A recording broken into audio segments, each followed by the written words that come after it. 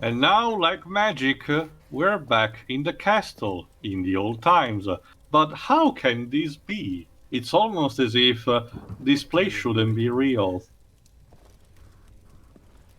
These are definitely... And you know what this means? The actual soldiers, scrolls are back.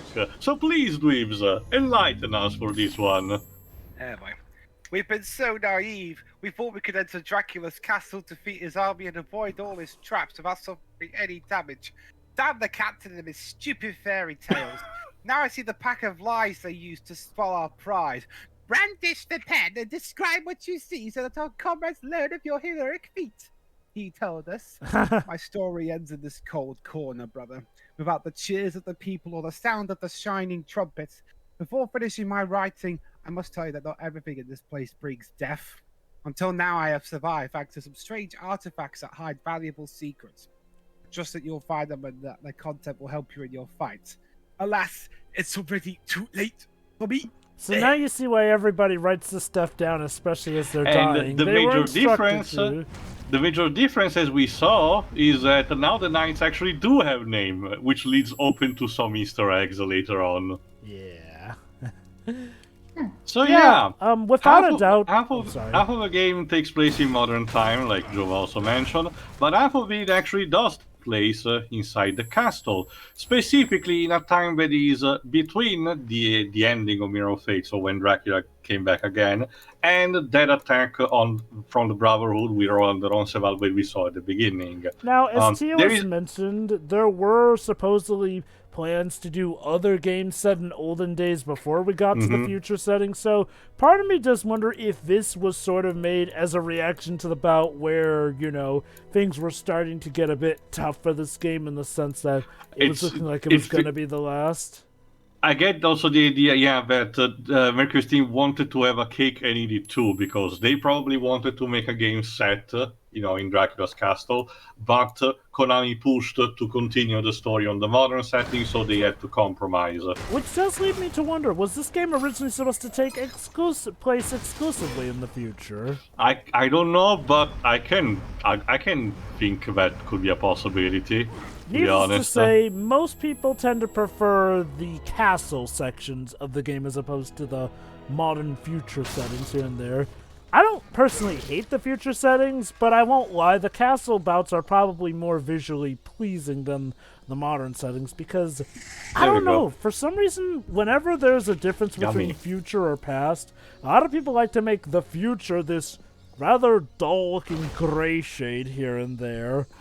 Anyway, those statues are basically a replacement from the elf fountains. Whenever you're around them, there's a freshly heart that Dracula can consume to regain his elf. I guess Dracula decided, at this point I should probably just put the hearts around there, just in case I forget to last meal. Just in case, yeah. And there you go. Now here you have the collectibles, like the gems from the first game. Now instead, contained in this ark, which Dracula will collect on his own. Yes, Pedro? So if I understood correctly, Jova, you prefer more of a Meet the Robinson style of depiction of the future? Okay, look. I'm not saying that I automatically mine a darker looking future. Like, heck, in places like Blade Runner, that works wonderfully for the film or product in general. Well, to be fair, Jova, similar to Ghost in the Shell, Blade Runner is a future that, while in a city constantly shrouded in darkness, has a lot of neon lights, which compensates the color on that front. It does. That's actually what I was about to get to. Blade Runner knew when to use the grayscale here and there. Like, for some reason... Feels like yesterday, isn't it, Gabriel? But it still seems a bit different, though, don't it? Am I truly? But who knows, Gabriel? But yeah, my point is with games like this, though, it seemed to follow the trend of it just looks dull. Like, again, look at something like Gears of War. That knew how to use lower color tones, but still make things look visually pleasing. When it comes to the future segments of this game, the parts in the future don't feel like they take as much. They don't feel like they take as much advantage of the future setting as they could. I mean, that's not to say that they completely do nothing with the future setting, like there is the pharmaceutical company stuff. But other than that, we don't really intermingle much with the folk of the future setting, which is, again, a really missed opportunity, I would say. Well, I kind of disagree on that, but again, the game has just started. The others will be able to see for themselves and, see what they think. Well, okay, regardless, Tia, though, I mean, wouldn't you agree with me that at the very least we could have done more with the future than what was actually done? Well, yeah, more okay, in general, more of this game would have been fine by me in general, but, that doesn't mean that I really dislike what they did for the future stuff. Oh, absolutely. I'm just saying, and don't worry, Tio, I do get the reason why things may have been part of where they were. Some of it was outside Mercury's team's control. However, some things were in Mercury's team's control, which, well... Yeah, actually, let me explain something. First of all, the young boy that we saw in the first part as well, sorry, the second part, is actually voiced by Stuart Campbell. He's an actually young actor. This was actually one of the first roles of his career, and he has propelled. He's mostly a TV actor now, and he's getting work still to this day. Very proficient. Hey, so, look. despite everything it took off. It also has to do, I will argue, with the tone, because this game clearly is already trying to set a way darker tone. Yeah. So obviously the color scheme and lighting has to go along with it. It wouldn't make much sense for the game to be super colorful. This goes in contrast instead with Red, obviously. It's all over the place, both Dracula, vibrant new cape, which I absolutely adore. Again, the contrast between the red, the black, and the gold, which again is even better than the costume in the first game for me. And even most of the enemy design, not to mention the copious amounts of blood that gets spilled. Mind you, Pedro, when I was talking about it looking dull, I wasn't necessarily talking just about the lack of color. I just mean in the sense that it looks dull in the sense that it's kind of just to look at. Like, again, like I said, it's not a simple bout of the lack of color, because there are plenty of games, movies, or whatnot that use lack of color to their advantage. It's just that in this game, the castle segments are a lot more visually pleasing than the future segments, because the future segments more or less tend to look the same as each other, whereas the castle has much more varied areas here and there. I mean, I suppose in the long run it can work on a story reason, but again, I don't want to spoil too much. Well, okay, so does that... Okay, so if I understand correctly, the future segments that mostly take place in the outside and in this castle? Well, okay, I can't really say much without spoiling, but... No, okay, remember the beginning, Pedro. The castle in the future, the present, technically, is in ruins. It's just that the city was built around whatever remained of it. These segments are technically set in the past, of it. It's a little hard to explain. They're sort of the past, but also possibly... Oh, rude. There you go, Jova. One part later, it's not that much of a mystery. All the same, if anything, even the data log. The reflections of the innocent boy, which the Mirror of Fate showed to Dracula, turns to the mind of his repentant father as penance for having condemned him to suffer his eternal cost of a vampire. The moments he never shared with his firstborn come to life now, as broken fragments of his memory, pitting light against shadow in his dark memories. Putting the broken pieces together seems to be the way to achieve an unknown purpose. That is why young Trevor guides his father through the castle, leading him to the further reach of his mind, where the forgotten memories that must be revealed are hidden. There you go. The game pretty much got ahead of the story. Trust me, Jova, I think it's better this way, because for a long while the game kinda remains a bit ambiguous on that front. Essentially, what the dialogue said, and what you are right now, it's sort of not a reflection, but a projection of Dracula's inner psyche. Pretty much. Essentially, it would be super complicated to put it on level, say, oh, is he having a trance state when he's in the real world? No, not really. All you need to do is that this is basically just Dracula putting his memories back together. Jova, go next. Alright. Soldier's Diaries. Mission order for Corporal First Class Andreas Detachment 114. We have been informed of the existence of an enormous creature made of blood and stone that wanders through Bernard's wing. Its origin is unknown, but it may be a powerful ally of the Prince of Shadows himself. Your task is limited. Under no circumstances must you come into contact with it or alert it in any way of your presence. Furthermore, you must continue the work of one of your comrades who ignored our orders. Conducting reconnaissance in the area is meant to make a search of it. So, yeah. Alright, next. But yeah, like Tio sorry, go mentioned, on. so yeah, in a sense, this is not mainly a past version, but kind of... I mean, okay, think of it like a pocket dimension. One of the subplots of this game is like, well, sort of Dracula's ties to the castle, which kind of becomes a character in and of itself in this well, game. we're actually gonna see it in a couple of minutes on that front, Joe, so don't worry. Ben, I know what you're thinking. Well, okay, this is just in Dracula's head. He's just, having a trance in the real world while all this is going on. Not really, No. actually. The reason for that a is- later point will actually confirm that this place is kind of real. Well, it kind of gets confirmed earlier on because we also retrieve important But that is items true as well. from these. Actually, like- not just that, you're gonna see that in also the next part. But think of it as basically an allocation version of the fear of the unknown, like an eldritch being. Something that can potentially be incomprehensible and out of logic, and yet it is. Again, one thing that does make me question this though is that Oh no! yeah, Oh no! Stay away, please. That's the thing. In a nod to one of the later Castlevania games, the castle has a kind of a will of his own, and he really was missing his owner to the point of morbidness. So let's get out of here fast. whoa. It's just like I said, the castle, the castle kind of becomes a character in and of itself. Ugh, come on. Let me see if the voices are credited. This escalated a bit quickly, didn't it? Yeah. Yeah. Oh shit. Yes, it did. Did I miss something? The Basically, castle, the castle wants in to the keep form of Dracula. liquid blood literally wants to kill Dracula by absorbing him. No. Because he left them. Not so much kill Dracula, but the castle wants him back, baby.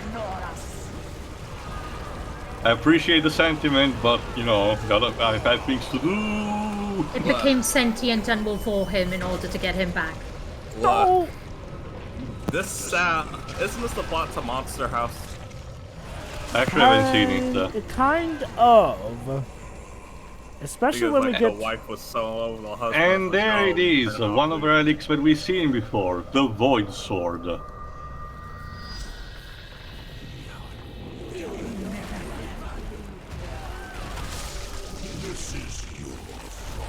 Are we Vic, sure come back. I love you. Are we sure the minutes of the meetings that Mercury's team didn't somehow end up in the script? Anyway, pain and suffering have tormented Gabriel over the centuries following his transformation into the Lord of Darkness, beating his exhausted mind again and again. As his memory submerged into the waters of oblivion, Dracula left his human side beyond to overcome the torture and filled his heart with a cold, dark void. That feeling gave rise to the Void Sword, capable of draining both the nightmare of his owner and the life of everyone that comes in contact with its blade. So see, Shiri, there's the solution. Bottle up everything and your magical artifact will absorb everything away. Sure. That's a healthy lifestyle. Oh shit. Okay, so I don't have enough okay. energy. Manga suit companies hire me. I have a plot for a romance story. It's about this castle that's in love with its owner and Pretty sure prevents it that- to leave. I mean, we have pretty seen sure that's- everything at this point. I'm pretty sure there's Did you already an can't anime believe about you- that. Deji, I can't believe in that sentence you quoted, you potentially made a realistic sounding Isekai title.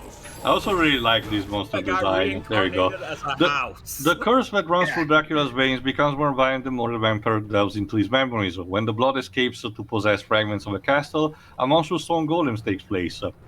It takes shape. Like a puppeteer, the cursed substance controls its limbs and capable of attacking his master with a crushing violence. Trying to defeat it by hitting the... yeah, sorry, this text Burning, is... I think. No, Yeah. no. To be honest, this, That bit the at the text end in this with game for some reason is less needed than in the first one, and I don't understand why. Also, Yeah. that bit at the end with Dracula. Look at what you made me do. But It's I get it. Maybe they wanted to replicate the idea of a book that's worn out, but you know, I kind of enjoy reading these entries. okay. Again, this is one of the things about this game. The first game did marvelously, so I can understand why they'd be a lot more confident in this one. I'd say that this game falls into the category of, okay, now we have a chance to try out a lot of these cool new ideas, but not all of them were good ideas. Like, I don't get why they make the text title tree. Like, again, like you said, maybe it's for theming. I think that's one case where maybe we should have hit the pause button on that idea. Oh yeah, side note again, the even with the boss fights, you know, everything is more violent in general. Sure, you have got a taste with the golem at the beginning, you know, by the vomiting blood, but this boss also sets up the tone. Most of the boss fight will end up much more violently.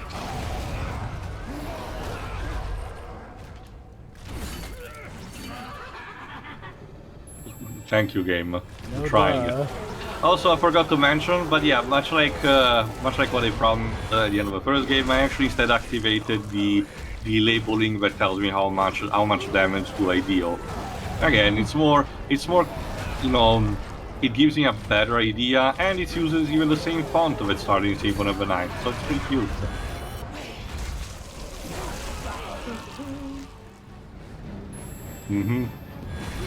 But yeah, also to answer the question that was posed in the previous part, mostly shared because we the BRB, I'm sad to report that Enric Alvarez, the guy that Luis mentioned, apparently is the co-owner of Mercury's team, and he's still working at the company. I don't know in which capacity, but his account is promoting actively Metroid Dread at this point.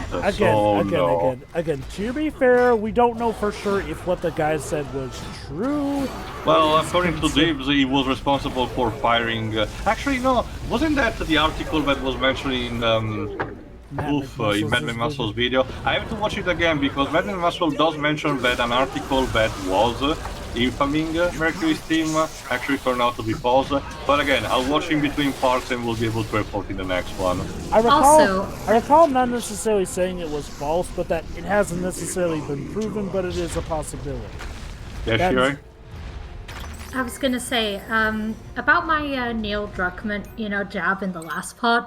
I mean, okay, hopefully with this guy, in relation to this game, hopefully it was just like a one-off. And he isn't really like that anymore, whereas, Neil is somebody we witness, doubling down on people and just being a dick overall. So, yeah. Hopefully it was just, just something he moved past. Ooh, hey guys, I got a Chaos Emerald!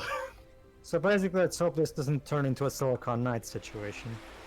I guess only time will tell on that point. Anyway, defeating the boss gives us that Chaos Emerald, which allows us to use the projectile with the Void Sword that allows to freeze both obstacles and enemies alike, so which opens up to some platforming. You ran out of void magic. Look around to find more. First of all, that bell with the aura actually allows you to regain the focus. It's the same with the combat belt. Let me get some gamer juice. There we go. My favorite. Is there a monster brand that is actually red in color? I think. No, I was gonna say this is Doritos flavored Mountain Dew. Oof. That sounds disgusting. I remember there are images of Devil May Cry which compare Virgil and Dante by being different colored cans of Monster Energy drinks, but I don't know if the actual color of the liquid reflects the one. I did see, I forgot what it was, but like a new flavor type, and I think it's Cheetos flavored. Jesus Christ. I only tried once Monster, the classic Grey Boomer version one, just out of curiosity, never again. It literally tastes like ass. Look, I like Mountain Dew. I like Doritos and Cheez-Its and whatever, but Found it. mixing the two, that's disgusting. Found it. What? There you go. Jesus. God, even the design is horrific. Bloody hell. All Mountain right. Dew has a new Cheetos. And it's flavored disgusting. soda. Why? So who wants to be the guinea pig? No. Brad I'll Jones. pay you. Usually it's Brad Jones who tastes all this bullshit. I've had my fair share of terrible drinks. Why would you want to drink that, well, is advertised as being spicy? Anyway, one thing that the game introduces also is a new type of, side weapons. In this case, the Tears of a Saint. Essentially, it's a quick extra potion that you can actually drink on the spot to regain some health. It can actually double it down temporarily, so it's useful for emergency situations, especially in harder difficulties. Essentially, compared to the previous game, where you had only a couple of side weapons that were very mostly combat focused, these ones are both combat focused, but in a more supportive role rather than being strictly offensive. So it's actually pretty neat, and a couple of them are actual callbacks to classic side weapons from Castlevania, the classic Castlevania games. So that's also pretty neat in how they expanded. Also, some places like you see contain a keyhole where you require a special type of key that you can get by killing some particular type of enemies that we haven't met yet. A couple of them serves to unlock like a secret area that contains a collectible, but others just gets you like a shitload of experience points in order to upgrade more quickly your skills. So it's up to you to decide how to conserve the keys that you can get. You can actually farm them if you're desperate, so it's not like the game has a finite quantity, like the Pharaoh's Lockstones in Dark Souls 2. Oh my god. But yeah. And also, again, the design of the level is more akin to a classic Metroidvania, meaning that you have to look in all directions for possible passages to hidden objects that are, in secret rooms. And of course, this also involves some backtracking after you get specific equipment that allows you to, traverse the area that you faced. Anyway, Shirai. Oh, I guess she's BRB. No, I'm here. Oh, sorry. Since I didn't ask to you in the previous part, since you were BRB at that point, what do you make of that scene that we saw near the beginning with Dracula killing those victims? I mean, I didn't see anything wrong with it. Mm-hmm. So. Okay, no, I was literally just asking your opinion. Oh, I think you can basically get my opinion from my response to Jova and his, issue with the scene. So. Okay. Wait. My issue with the scene? Well, most of what came after it about where suddenly he feels bad at it, and I try to counter that. So that's my general opinion of that. I think it's fine, Okay. Mm-hmm. Anyway, some of these scrolls, backtracking first game, do give you a hint to where a collectible might be. Like in this case, of this one-eyed Gregory guy who just literally jumped to his death in order to get a collectible that's up there. What an idiot. I think part of the issue is, well, because there's a light flickering thing, that causes some of the lettering to fade in and out even more while reading it, which, again, it's also in general the lack of neatedness, that's really by default, not just simply the lighting. Again, it's one of those cases where it's a great idea for presentation, but in terms of functionality, it can be a pain. More gems. Again, the best way to describe this game is like, well, it implements all the new ideas. Not all of them are good ideas, though. Like in the first game, I will get a lot of the collectibles off screen, so don't worry when it comes to upgrade. You will not see me spending too much time walking around or, backtracking too much on that front. Yes, go ahead, Jova. So, too, I know how most people felt about how this game is compared to the original, but okay, without spoiling details, how do you feel about this game overall in, like, terms of Well, gameplay? okay. Let's divide it in terms of gameplay and in terms of story compared to the first Lords of Shadow. Gameplay, I prefer a lot more this one over the first one. Sure, it might have some things that could have been ironed out better, you know, but considering how it expands on everything the first game did, you know, and then some, I kind of like this new structure. Sure, the presentation in the first game, in how it was done in a chapter with Patrick Stewart narrating everything, that was actually very neat. But if that has to be the sacrifice to give this new sense of freedom and all those new gadgets for you to tinker with the exploration, I can live with that. Story-wise, it might not have been the conclusion that I wanted from the game, but it's not something that actually irritates me. And like I said, it overall contributes for this reboot series to be one of the better one of its categories, one that doesn't really insult its source material, you know, and instead tries to legitimately just do its own thing while paying respect to its roots. So there is that.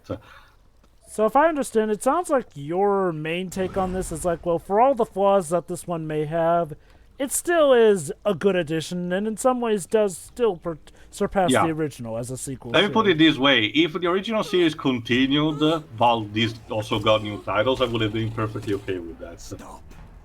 All right, let's see if there we go. Finally, someone recognizes us for who we are. Oh no. Here's our new gimmick. So we need to kind of justify having Dracula beat up his own minions. So the Blood decides to possess them and, you know, put them against us. Okay. I do get why they want to have it like this, but again, maybe just for once we could have had a bout where we actually get to command our minions against other forces.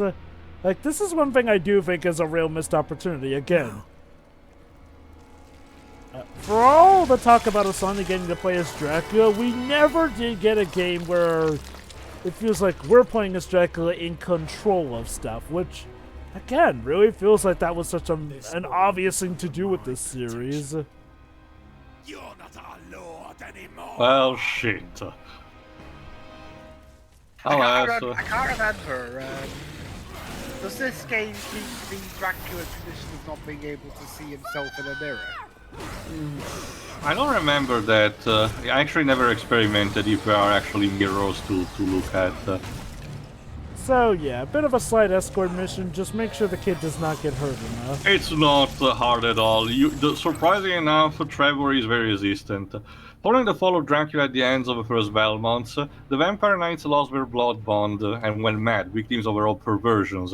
They cast aside their noble appearance and once again enjoyed the primal pleasures that come from meat and pests, returning to the beastly appearance that they shared in bygone times. Finally, with the resurgence of a prince, they came back from the corruptions and bowed once more before the Lord. They yanked out their wings as penance for the degradation, and they forged monstrous weapons in which to expand their vampiric powers.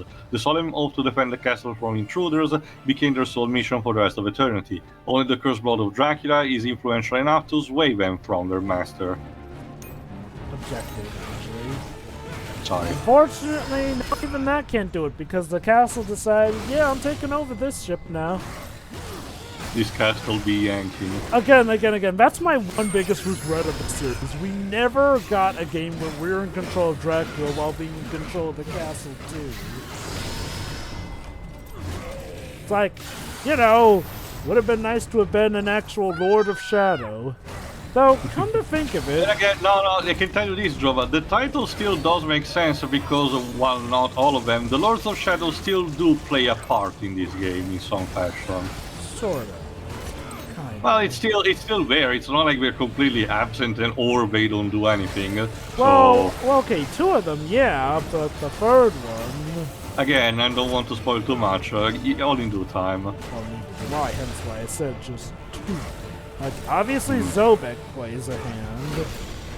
Which kind of makes you wonder, how did he come back from being, you know, clocked by Burned alive Satan by and Satan. Sin? I get the idea that being a necromancer and he found a way to resurrect himself. The bio did mention that he managed to slow recover. What's that line from Mega Man X? I hid myself 6, while I repaired myself. There you go. Let's go with that. Okay. Look, it's not too much to knock against the story, but I feel like that is something that we could have tried to have built more on. Like, yes, it was hinted at in Mirror of Fate that he was back, but again, when you What the fuck? death. Again, though, the fact that you can just come back from being smited by Satan himself, I feel would call for just a little bit. That's it, Gabriel. Let it all out. I had no choice. Yes. You did.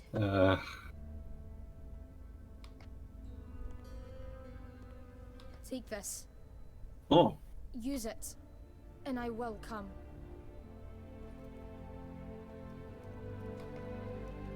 thank Yes, you. thank you, whoever you are. Is this real? Typical. Trevor is Batman, I guess. Well, given what Trevor became in Mirror of Fate, yeah, he Essentially, kind of is Batman. that amulet is the amulet of a wolf. When you see these kind of passages, there you go. There is nothing stronger than the love of a father for his son, and even Dracula is able to show it through his tortured memories. The medallion is nothing more than the physical representation of those memories, forged by a deep feeling that binds him to his firstborn, tempered by the regrets of having bequeathed into him his papal destiny. The white wolf is his symbol, his constant between words, and his guide to his journey from the present to the past. Wherever his mark is found, he can call on it again. So, Tio, I do get what you mean about it maybe being a good thing that the game got ahead of a story. Because, yeah, the story does take quite a bit of time explaining this. That being said, I raised the counter-argument. Why couldn't the story have just gotten to that point instead of needing the game to explain it ahead of time? Because I kind of agree on that. For a couple of ways, the game loves to, try to hold the secrets in suspense, just to keep entertaining the mystery to the player when they could have easily just find a way to explain that while not, divulging too much. It's weird because this is a thing that started in Mirror of Fate. Like, this wasn't even really an issue in the first Swords of Shadow game. Like, the fourth Swords of Shadow game, unless I'm forgetting something, that one just mainly updated you as the story went by. If anything, I get the idea it might be a response because in the first game, there was actually a lot of foreshadowing towards the twists at the end. Pretty much from the early stages on, actually. So we tried to go through the opposite direction. Which doesn't make any sense because Mirror of Fate, we spent a lot of that complaining about the fact that being it's spoiled us. That being said, I like the twist that this game has just as much as the first game. So look forward to that. And you're referring to the twist that doesn't get spoiled by the game? Yes. Yeah. Wow, Okay. what's the twist? Oh, it turns out he was never Dracula all along. No, I bet you the twist is this is actually a Metal Gear game. This was like part of that VR simulation that Raiden had to go through for his training. Or it turns out that Dracula... Tio, no. Tio, the last thing this needs is to be the Castlevania equivalent of These Are the Voyages. Also, yes, Cold Dej. Rain, it's a God's Eater game. Same universe. I actually haven't checked that. It's that crap Enterprise finale that has the Next Generation Star Trek. Oh, right, yeah, you're right. Oh, Anyway, was that hated? The Castle Passage. Sorry, go on. Go on to you. Nah, that's it. No. I actually did one I read before. Actually, about to read something else instead. Tears of a Saint. There you go. The items of forensics on the corner of the world were stolen from Dracula's castle after its owner disappeared. Over time, with the arrival of modern era, the potion, seals, talisman, and other relics came to decorate the windows of antique shop, or ended up in the quiz rubbish, whatever, converting into mundane objects. There you go. An ancient belief attributes healing capability to the tears of a saint. For centuries, alchemists at the service of evil have unsuccessfully tried to unlock their secret. To conduct the research, they kidnap men and women of God, studying every vital fluid they are able to extract from their eye sockets. So, eat these onions. The myth of the erusing dodos. Oh, elusive. Dodos became a coveted treat for hundreds of years. However, the chupacabras found in them an even more valuable use and began to breed them secretly before they became entirely extinct. Their eggs hold a privileged place on the shelf of his shop under the slogan "Buy now and discover a secret." Essentially, the dodo eggs are there for you to actually reveal a potential item that you cannot find. The dodo will immediately fly onto it and act you as kind of a marker on it, but it will not be as apparent, like say having a complete GPS. You have to follow. There is an actual marker on your map, but again, it's more of an orientation thing than anything.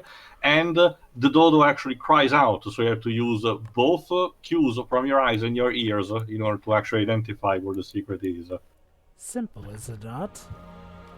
More like unique. I actually kind of like this system because first of all, is very actually optional, and the secrets are mostly capable to be found just on their own. So I think I only show it once, just for to showcase how it works.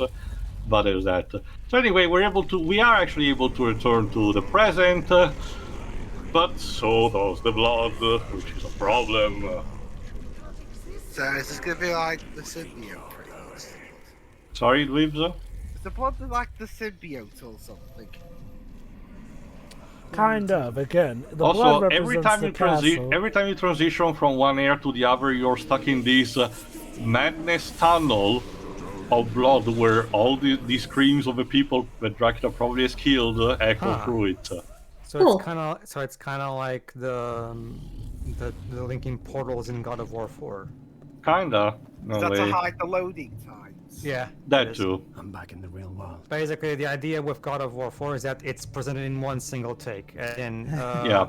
The camera always stays glued near Kratos and never changes perspective. Well, it does change angle, but doesn't go to another take. It's always fixed in a way. Meaning, if you start a new game, and leave the console on and play entirely without turning the game off or quitting to main screen, you can literally go for the entire game without a single loading screen. Mm-hmm. That too.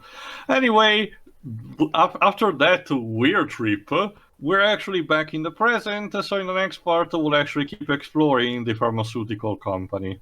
See ya. Yeah.